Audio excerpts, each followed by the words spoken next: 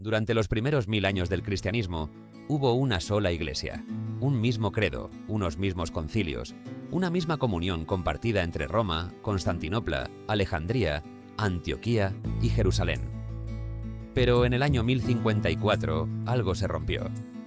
Un cardenal enviado por el Papa colocó una bula de excomunión sobre el altar de la iglesia de Santa Sofía, en Constantinopla, en pleno domingo, mientras se celebraba la liturgia. La respuesta no tardó. El patriarca de Constantinopla excomulgó al cardenal a su vez. Ese día nació oficialmente la división entre lo que hoy llamamos la Iglesia Católica y la Iglesia Ortodoxa. Casi 1000 años después, ambas iglesias siguen creyendo en la Trinidad, en la divinidad de Cristo, en los mismos 7 concilios ecuménicos del cristianismo primitivo, y sin embargo, siguen sin compartir la comunión. ¿Qué las separa realmente? No es solo un cisma político ni una simple cuestión de idioma entre griego y latín. Son diferencias reales sobre quién tiene autoridad, cómo se entiende a Dios mismo y qué significa ser iglesia. Hoy vamos a recorrer esas diferencias, una por una, con respeto y sin caricaturas. Quédate hasta el final, porque hay una que casi nadie explica bien. Una sola palabra añadida al credo que, literalmente, partió al cristianismo en dos. La primera gran diferencia, y la raíz de casi todas las demás, es la pregunta de la autoridad. La Iglesia Católica sostiene que el Papa, como sucesor de Pedro y obispo de Roma, tiene primado no solo de honor, sino de jurisdicción sobre toda la Iglesia. Es decir, su autoridad no es simbólica. Puede intervenir directamente en cualquier diócesis del mundo, y sus definiciones ex cátedra sobre fe y moral se consideran infalibles. La Iglesia Ortodoxa ve las cosas de otra manera. Durante el primer milenio, la cristiandad se organizó en torno a 5 grandes sedes patriarcales, lo que se conoce como la Pentarquía: Roma, Constantinopla, Alejandría, Antioquía y Jerusalén.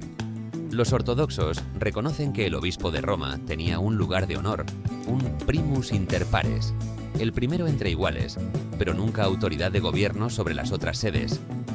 Para la ortodoxia, ningún obispo, ni siquiera el de Roma, está por encima de un concilio ecuménico. La Iglesia se gobierna de forma sinodal, es decir, en asamblea de obispos, no desde una sola cabeza visible con poder universal. Esta diferencia no es un detalle administrativo, es la raíz de por qué, cuando Roma empezó a reclamar una autoridad cada vez mayor a lo largo de los siglos, Constantinopla lo vivió como una ruptura del equilibrio original de la Iglesia indivisa. Aquí llegamos a la diferencia teológica más profunda de todas, la que probablemente más pesó en la ruptura final: el filioque. El credo niceno-constantinopolitano, formulado en los concilios del siglo IV, declaraba que el Espíritu Santo procede del Padre. Punto. Así lo recitaba toda la cristiandad, Oriente y Occidente, durante siglos. Pero en la Iglesia occidental, especialmente en España primero y luego extendiéndose por toda Europa, se empezó a añadir una palabra: filioque, que en latín significa «y del Hijo». El credo pasó a decir que el Espíritu Santo nos procede del Padre y del Hijo. Para Roma esto no cambiaba nada esencial, simplemente clarificaba la relación entre las 3 personas de la Trinidad. Pero para Constantinopla fue una alarma doble. Primero, una alarma de procedimiento. Nadie tiene autoridad para modificar unilateralmente un credo que fue formulado por un concilio ecuménico de toda la Iglesia. Solo otro concilio ecuménico podría hacerlo. Segundo, una alarma teológica. Los ortodoxos entienden que añadir «y del Hijo» desequilibra la relación entre las personas de la Trinidad, dando la impresión de que el Padre ya no es la única fuente, el único origen dentro de la vida divina. Esta disputa, que hoy suena casi técnica, fue durante siglos el símbolo teológico más citado del cisma. Y hasta el día de hoy, si asistes a una liturgia ortodoxa y a una misa católica el mismo domingo, notarás que el credo que se recita no es exactamente el mismo. Entra en una iglesia ortodoxa y lo primero que notarás es el iconostasio. Una pared cubierta de iconos, imágenes planas y estilizadas de Cristo, la Virgen y los santos, pintadas siguiendo reglas artísticas muy estrictas, transmitidas durante siglos. Entra en una iglesia católica y encontrarás algo distinto: estatuas, esculturas en 3 dimensiones, vitrales, un arte mucho más variado en estilo. La diferencia no es solo estética. Para la teología ortodoxa, El icono no es simplemente una decoración religiosa, es una ventana hacia lo divino. Se pinta siguiendo una tradición casi litúrgica, no se firma como una obra de arte personal y se venera con besos y reverencias como parte central de la oración.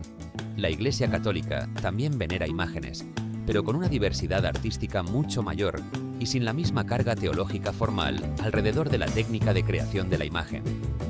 Ambas iglesias defendieron enérgicamente el uso de imágenes sagradas frente a los iconoclastas del siglo VIII, en un episodio compartido de su historia común. Pero con el paso de los siglos, sus tradiciones artísticas y litúrgicas divergieron hasta volverse visualmente inconfundibles la una de la otra. La diferencia visible: en la Iglesia ortodoxa, un hombre casado puede ser ordenado sacerdote. El matrimonio debe ocurrir antes de la ordenación, no después, y los obispos sí deben ser célibes, generalmente elegidos entre el clero monástico. Pero un sacerdote de parroquia ortodoxo puede perfectamente tener esposa e hijos. La Iglesia Católica de rito latino, en cambio, exige el celibato obligatorio para todos sus sacerdotes, sin excepción, como una disciplina eclesiástica que se fue consolidando especialmente a partir de la Edad Media. Vale la pena aclarar un matiz que mucha gente desconoce. Algunas iglesias católicas orientales, que están en comunión con Roma pero mantienen tradiciones litúrgicas orientales, sí permiten el clero casado de forma similar a los ortodoxos. Pero en la Iglesia latina, la que la mayoría de católicos en Occidente conoce, el celibato es la norma sin excepciones. La Iglesia Católica enseña con claridad doctrinal la existencia del purgatorio, un estado de purificación temporal para quienes mueren en amistad con Dios, pero todavía necesitan limpiarse de las consecuencias de sus pecados antes de entrar al cielo. Es una doctrina definida con precisión, con indulgencias y oraciones asociadas a ella. La ortodoxia no tiene un dogma equivalente al purgatorio tal como lo define Roma.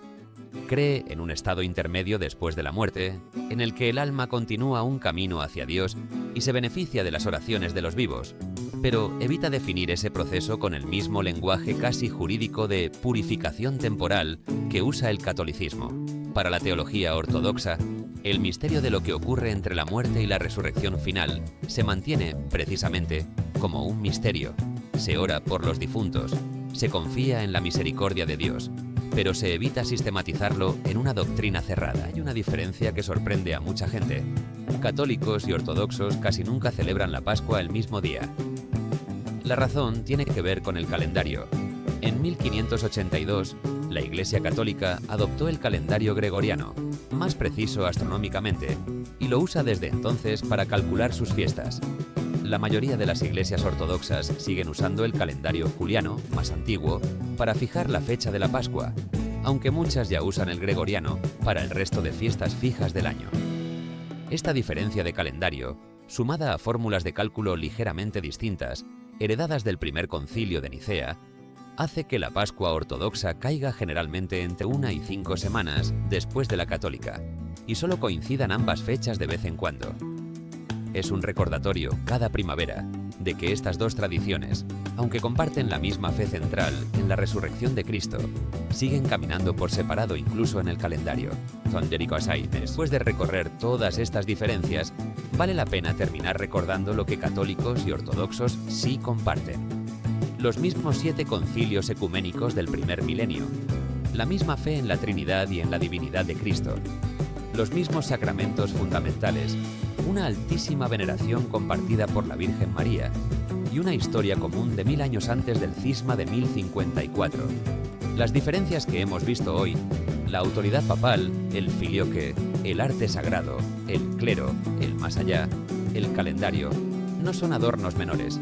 Son sistemas completos de entender la autoridad y lo divino que se fueron distanciando durante siglos. Pero entender esas diferencias con precisión, sin caricaturizar a nadie, es el primer paso para un diálogo honesto entre dos de las tradiciones cristianas más antiguas del mundo. ¿Tú qué opinas? ¿Conocías estas diferencias entre católicos y ortodoxos? ¿O te ha sorprendido alguna en particular? Déjanos tu comentario con respeto. Dale like si este video te ayudó a entender mejor esta parte de la historia del cristianismo. Y suscríbete para más contenido sobre fe, teología e historia de la Iglesia. Gracias por acompañarnos en este recorrido.